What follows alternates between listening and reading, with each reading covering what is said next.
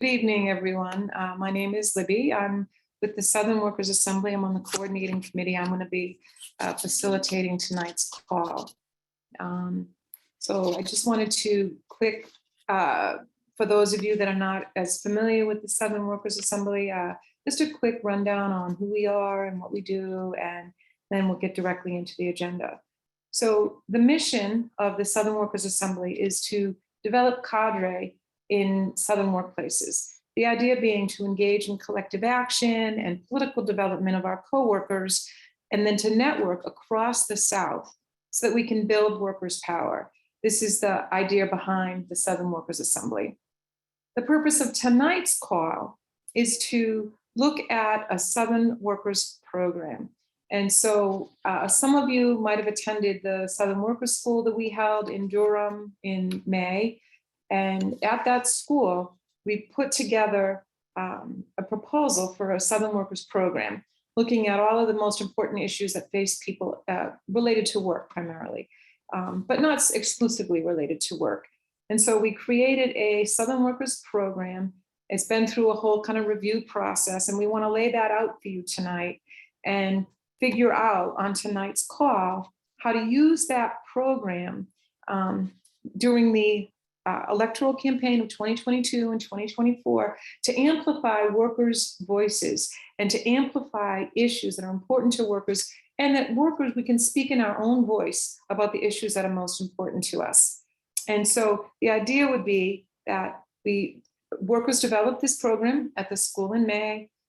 We've had a whole review process, and now we want to talk about that program and how we would use it to most effectively take advantage of the fact that there were going to be a lot of attention over the next several months and years on political issues. And we want to make sure that the political discourse is more about workers' issues and less about whatever nonsense people are talking about now. So anyway, so I'm going to turn this over to Abdullah Kalimat, and he's going to go through the current political moment, the current political situation that we find ourselves in, and go over the 9-point workers program. And then and then after that, we'll have time for a little bit of some questions and discussion. And then we'll talk specifically about how we would use such a program to build cadre, to have workers' voices amplified. So I'm going to turn it over now to Abdul.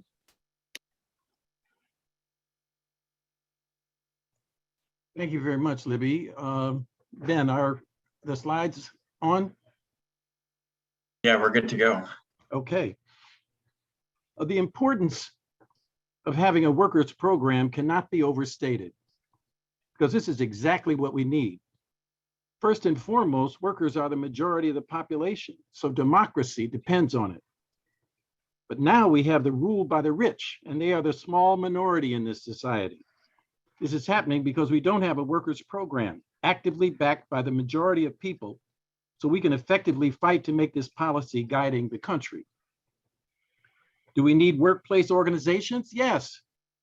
Do we need to confront public policy that impacts our lives at work, at home, and wherever we are? Yes. Do we need to unite workers in a common struggle? Yes. This is especially needed in the South. We have the most backward political culture in which racism, patriarchy, Islamophobia, and hostility toward the LGBTQ community are major pillars of right-wing dominance. In our region, we are the most struck by extreme weather, but we also have the most climate change deniers.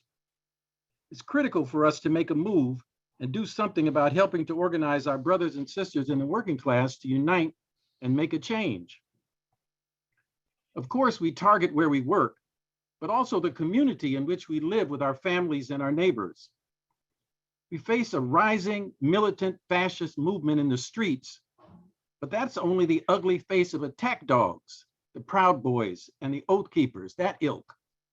But the question we need to ask is what is really behind all of this?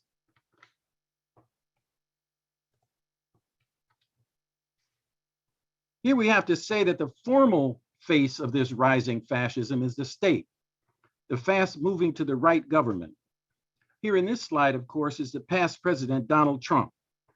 We can easily find evidence of how he is a con artist, a criminal who has the devilish skill of avoiding a conviction while committing crimes in plain view. But he's the evil front face, but not the source of what confronts us. He appointed these three right-wing justices to the Supreme Court: Neil Gorsuch, Brett Kavanaugh, and Amy Coney Barrett. He created a strong right-wing majority on the court, 6-3. They will attack the welfare state and try to diminish our human rights. But they too are also the servants of the real rulers.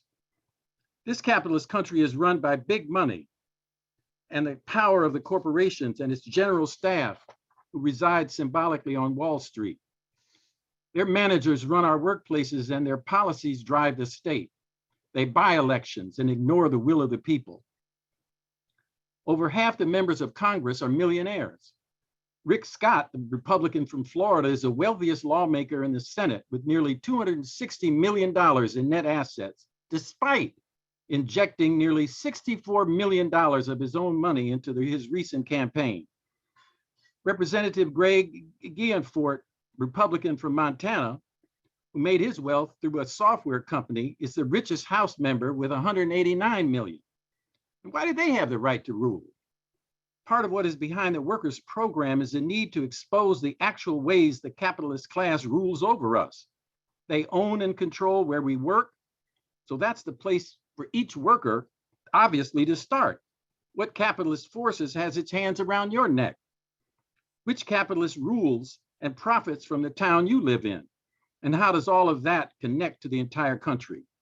We need to understand how this system works, but things are beginning to change. In society, we are witnessing Isaac Newton's third scientific law. His third law states that for every action or force in nature, there is an equal and opposite reaction. The attacks on the masses of people on various issues are creating a reaction. Battlefronts are being built by emerging social movements. Black Lives Matter put millions in the street against police violence, helped fuel movements all over the world. The Me Too movement took the women's movement to a new height of mass mobilization. The environmental movement continues to gain momentum as the government and corporation continue to lie and deceive, slow-walking change. There is a beginning of an anti-war movement aiming to put the brakes on the US war machine, using Ukraine as their evil playground for world domination. But fingers on a hand get stronger when they pull together to create a fist. So these movements are strong, but will be ever so much stronger when they converge into a common program, a political fist. The majority of Black people are workers. The majority of women are workers. The majority of everybody are working class and poor people, overwhelmingly. So at the heart of every social movement, at the core of those fighting on every battlefront, are workers. We are the fingers of our class that must be pulled together. We are one. We are a class that must find its way against a common enemy. Yes, of course, there are many different manifestations of who we are. Differences: color, gender, region, urban, rural, income differences, dangerous jobs versus safe jobs, blue collar, pink collar, white collar, yeah, all kinds of differences. But what unites all of us is that we are forced to work for the bosses who cheat every one of us out of the value we create. It's the profit they extract to get fat, while we get the shit end of the deal. Their greater protection is to keep us divided. We must unite as a class. Nobody else can do this for us. We are the ones who must unite. Each of our battlefronts leads to a common enemy. They are a capitalist class, and we are their logical opposition, as we are the working class on whom they stand. For example, the women's movement is an urgent case in point. It has been logical for middle-class women to emerge as a first wave of leaders, as they have skills and time to devote to the movement. But it is necessary to have working class women represent themselves, and by so doing, link the fight for women's rights to the general fight of the working class. A fight for one must be transformed into a fight for all. Not only as the rank and file, activist leaders must come from the working class. Of course, this is true as we are the majority. We need to prepare, encourage, and support working class women to emerge as leaders, as spokespersons, as the face of the women's movement. Now that the Supreme Court has come out blasting, cut down Roe, we have entered a new fighting phase of our movement. This is a battlefront that must dominate the 2022 election, fall election. Based on our workers' program, there should be no votes for anyone who is against our fight to reinstate abortion rights. Abortion rights must become a class demand, a demand to protect the health and well-being of everyone. And mostly that means working class and poor women. The women's movement is going to build a mighty, spontaneous wave of protest about this, and the workers have to be in it. Working women have to be in it. We have to win people over to abortion rights as the rights being fought for by the working class.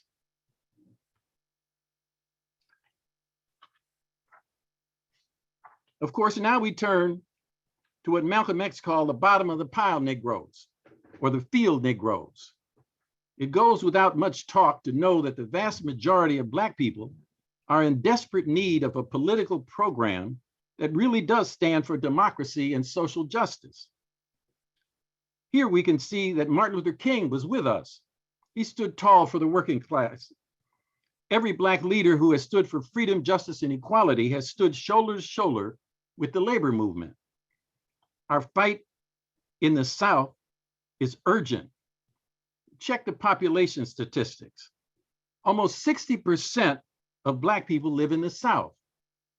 In each of 10 southern states, Texas, Florida, Georgia, North Carolina, Maryland, Louisiana, Virginia, South Carolina, Alabama, and Mississippi.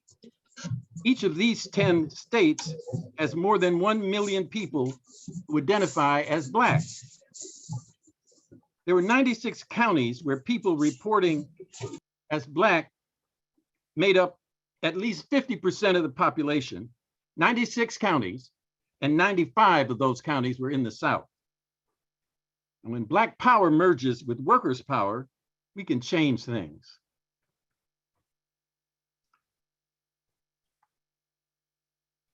That's why we have a workers' program. We have 9 basic points. We have the right to collective bargaining, health care, safe and decent, affordable housing, justice, our bodies, education, peace and safety, sustainable environment, and democracy. Each of our program issues is included because we have that right. We're not begging them for it. We proclaim it as human beings, as a working class base of this society. On the basis of these rights, we fight to reform this decadent and dangerous system and to advance the kind of social transformation that will make human prosperity, dignity, and sustainability the hallmarks of society. Now, you all on this Zoom have copies of the workers' program, and if you don't, you have to go to our website and get it. A document that has been developed by working class activists from many states in a process organized by the Southern Workers Assembly. Does it absolutely cover everything we can think of? No. But does it do the job of uniting us now in our confrontation with capital and their servants who run the state? Absolutely yes. It is a clarion call to our class to unite behind transformative demands. We're not begging, we're demanding. This has got to be taken out and put in the hands of our brothers and sisters, into the workers' hands. That is their voice. But not only that, This workers program is for everyone, as it is for the transformation of society, for all of our life, liberty, and the pursuit of happiness. We have to discuss it and connect it to our particular situation. We have to discuss what issues are the hot ones for us at this time, in our workplace, in our church, in our neighborhood. We have to gather facts to back our positions and prepare to debate the issues. We have to even get past the details to win over people's hearts.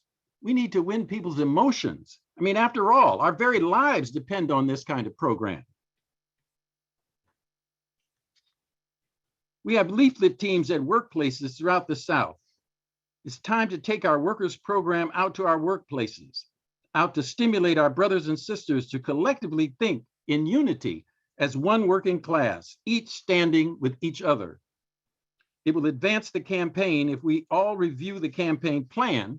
It's on our webpage, especially as we are about to enter phase 2. We're targeting 25 workplaces for active agitation with the workers program. If all of you on this Zoom join the campaign, endorse the workers program, then we can even expand this number. The capitalists and their managers will lie and try to make us support their schemes, trying to make us think they want to make our lives better. But we all know that they always make it better for the rich themselves and kick us further down. What we face daily is a beatdown. Why can't we have collective bargaining? What are they afraid of? Why can't we have affordable, decent housing? Why can't we live a safe and secure life? Damn, they don't care about us. We have to care about us. Let's take hold of our fate and unite our class behind our workers program. Now, the November 2022 election is a battlefront we can't ignore. The right wing is on the move, and the weak-ass Democrats are not standing up for us as we need them to. We are left on our own. So we have to get in the mix, get in the discussion, put our workers' demands out there far and wide, gather our friends, and expose those who take the other side. This includes every politician in our local area, not only those who we think will sign on to the workers program. Of course, we need to round all of them up and get them to sign on, but also we need to confront all of the politicians and get them to state publicly, are they for the working class or not? This is a litmus test. This is a stand up and be counted moment. 12 members of the US House of Representatives are members of trade unions out of a total of 435. That's less than 3%, while the working class makes up between 60 and 70% of the total population. So let's take the workers program out and see what all these people trying to get elected in 2022 think about our workers program. Then let's make sure that working people know where these would-be political leaders stand. Yeah, this is about Republicans, Democrats, and whatever else there is. Who stands with us and who stands against us? So really everyone is a target for us in this campaign. Ministers need to be recruited to get behind the workers program. Maybe they can insert it into the material handed out at their services. Businesses in the neighborhoods need to have a stack posted on their walls or windows. Social movement organizations should be called in to endorse the workers program and make sure their members get it, read it, and spread it out. Get the youth behind it in schools, in churches, mosques, and synagogues, and any and all other forms of organizations we can find the youth in. If our voices start getting heard in our multitude, we can make a change.